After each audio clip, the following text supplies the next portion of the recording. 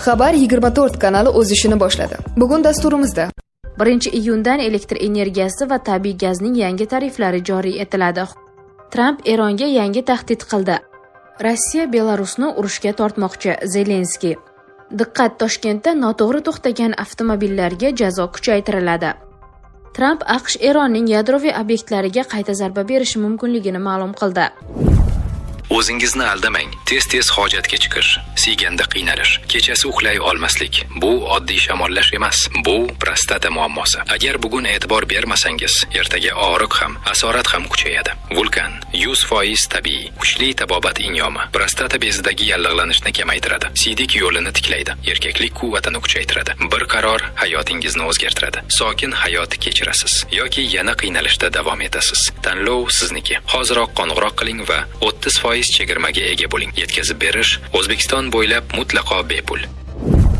Tramp Eronga yangi tahdid qildi. AQSh prezidenti shunday dedi: "Biz u yerda nima bo'layotganini aniq bilamiz. Ular qisqa muddatli sulh tuzishdi va ular ba'zi narsalarni tashkil qilishga, tunnellarni ochishga, uchirish moslamalarini harakatga keltirishga, raketalarni boshqa joyga joylashtirishga harakat qilmoqdalar, lekin biz ularning har bir harakatini kuzatib bormoqdamiz." Trampning qo'shimcha qilishicha, bularning barchasi bir kunda yo'q bo'lib ketadi. Ular so'nggi 4 hafta davomida qilayotgan barcha narsalar bir kunda yo'q bo'lib ketadi.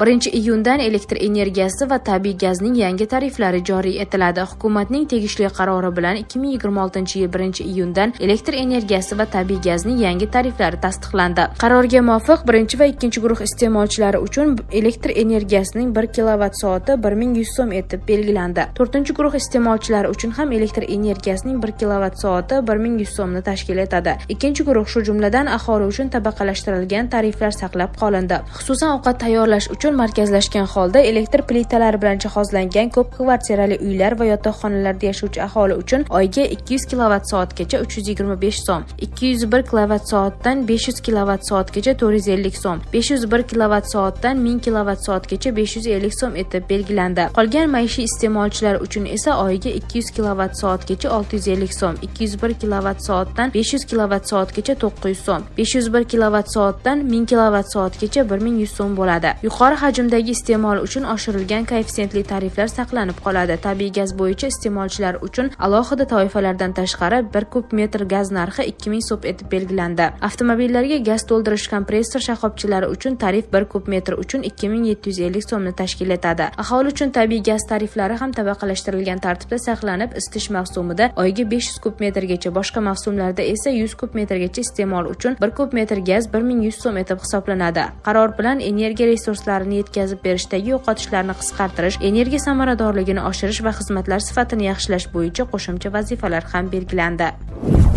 Tramp Xitoyga tashrifi yakunida Si Jinpingga nisbatan katta hurmatda ekanini va uni o'zining do'sti deb bilishini ma'lum qildi. "Bu men juda hurmat qiladigan inson, u haqiqatdan ham do'stimga aylandi. Biz bir-birimizni 11 yildan beri, qariyb 12 yildan beri bilamiz. Bu katta muddat", dedi prezident. Shuningdek, u AQSh delegatsiyasining Xitoyga tashrifi davomida ikki davlat manfaatlariga xizmat qiladigan ajoyib kelishuvlar imzolanganini ta'kidladi.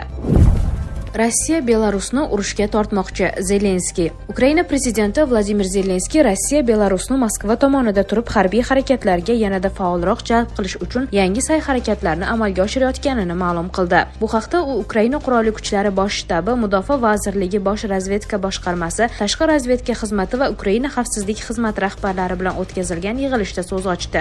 Zelenskiyning so'zlariga ko'ra, Ukraina maxsus xizmatlari Rossiya va Aleksandr Lukashenko o'rtasida qo'shimcha aloqalarni qayd etmoqda. Ulardan maqsad Minskni yangi agressiv operatsiyalarga qo'shilishga ko'ndirish. Xususan, Rossiya Belarus hududidan janubiy va shimoliy yo'nalishlarda yo Ukrainaning Chernigov, Kiyev yo'nalishiga qarshi yoki NATO mamlakatlaridan biriga qarshi operatsiyalar rejasini aynan Belarus hududidan turib amalga oshirishni ko'rib chiqmoqda, deydi Zelenskiy. Shuningdek, u Kiyev ixtiyorida mazkur masalalar bo'yicha bo'lib o'tgan muzokaralarning tafsilotlari mavjudligini qayd etgan. Uning qo'shimcha qilishicha, agar Lukashenko xatoga yo'l qo'yib Rossiyaning ushbu niyatini ham qo'llab-quvvatlash gaplashishga qaror qilsa, Ukraina o'zini himoya qiladi. Mudofaa va xavfsizlik kuchlarimizga tegishli yo'nalishni kuchaytirish va oliy bosh qo'mondonlik stavkasida ko'rib chiqilib tasdiqlanadigan javob choralari rejasini taqdim etish bo'yicha topshiriq berdim, deydi Ukraina rahbari. Joriy yilning aprel oyidayoq Zelenskiy va Milliy xavfsizlik va mudofaa kengashi huzuridagi dezinformatsiyaga qarshi kurashish markazi rahbari Andrey Kovalenko Rossiya Belarusni urushga tortishga harakat qilish haqida ogohlantirgan. Ukraina razvedkasi ma'lumotlariga ko'ra, Minsk allaqachon Ukraina hududiga olib boruvchi yo'llarni rivojlantirmoqda va artilleriya pozitsiyalarini jihozlamoqda. Bundan avval Ukraina prezidenti Rossiya Belarus hududida uzoq masofali dronlarni boshqarish uchun bazalar tashkil etishni rejalashtirayotganini aytgan edi. Ukraina qurolli kuchlari havo kuchlari qo'mondonligi aloqa boshqarmasi boshlig'i Yuriy Ignat esa rossiyaliklar o'zlarining zarba beruvchi uchuvchisiz uchish apparatlari parvozi uchun Belarus havo hududidan foydalanayotganini bildirgan edi. Lukashenkoning o'zi esa aprel oyi boshida Belarus Respublikasi qurolli kuchlarining kompleks tekshiruvi yakunlariga bag'ishlangan yig'ilishda mamlakat urushga tayyorgarlik ko'rayotganini va hech qanday tinchlik davri bo'lishi mumkin emasligini aytgan. U ushbu tekshiruvni hech qachon bo'lmagan keng ko'lamli va qattiq deb atagan. Biz urushga mutlaqo qarshimiz. Biz urushni xohlaymiz, lekin armiya aynan shuning uchun mo'ljallangan. Agar to'satdan kimdir biz bilan qurol nishoni orqali gaplashishga va bizga qarashga qaror qilsa, biz javob beramiz, deydi Lukashenko. U topshiriqlar darajasi va ularning bajarilish surati geosiyosiy vaziyatning jiddiyligi, Belarus chegaralariga bevosita yaqin joydagi voqealar va tahdidlar bilan bog'liqligini tushuntirgan. Diqqat, Toshkentda noto'g'ri to'xtagan avtomobillarga jazo kuchaytiriladi. Toshkentda to'xtash va to'xtab turish qoidabuzarliklariga qarshi choralar kuchaytiriladi. Endi to'xtash va to'xtab turish qoidalarini buzgan holda qoldirilgan avtomobillar belgilangan tartibda evakuatsiya qilinib, maxsus jarima maydonchalariga joylashtiriladi. Bu haqda Toshkent shahrida yo'l harakatini tashkil etish markazi xabar berdi. Qayd etilishicha, qulay, xavfsiz va tartibli shaharni yaratish borasidagi ishlarning navbatdagi bosqichi to'xtash va to'xtab turish qoidalarining buzilishiga nisbatan qat'iyroq chora ko'rish amaliyotini joriy etishdan iborat bo'ladi. Poytaxtning turli tumanlarida avtomobillarning piyodalar yo'laklarida o'tish joylari yaqinida, bekatlarda, yashil hududlarda, shuningdek to'xtash yoki to'xtab turishni taqiqlovchi belgilar o'rnatilgan joylarda qoldirilishi holatlari muntazam qayd etilmoqda. Bunday qoidabuzarliklar odamlarning xavfsiz va erkin harakatlanishiga, jamoat transporti, maxsus texnika va boshqa yo'l harakati qatnashchilarining qatnoviga to'sqinlik qiladi. Ayniqsa bunday vaziyatlar keksalar, bolalar aravachasidagi ota-onalar, nogironligi bo'lgan shaxslar va bolalar uchun qiyinchilik tug'diradi.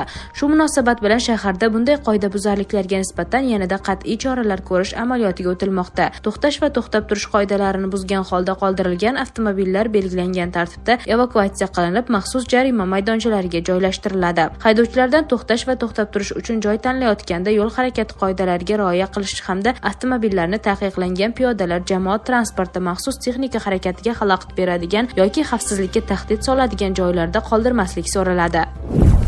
Tramp AQSh Eronning yadroviy obyektlariga qayta zarba berishi mumkinligini ma'lum qildi. Uning so'zlariga ko'ra, bu boyitilgan uran zaxiralariga borish imkoniyatini butunlay yo'q qilish uchun amalga oshiriladi. Men Eron tomonga, agar ular u yerga qo'shin yuborib, uranni olib chiqishga urinsa yoki kimnidir bunga harakat qilayotganini ko'rsak, biz shunchaki u yerga bir nechta bomba tashlaymiz va hammasi shu bilan tugaydi, dedi AQSh prezidenti Fox News telekanaliga bergan intervyusida. Trampning qo'shimcha qilishicha, AQSh ilgari bombardimon qilingan Eron yadroviy obyektlarini kecha-yu kunduz kuzatib bormoqda.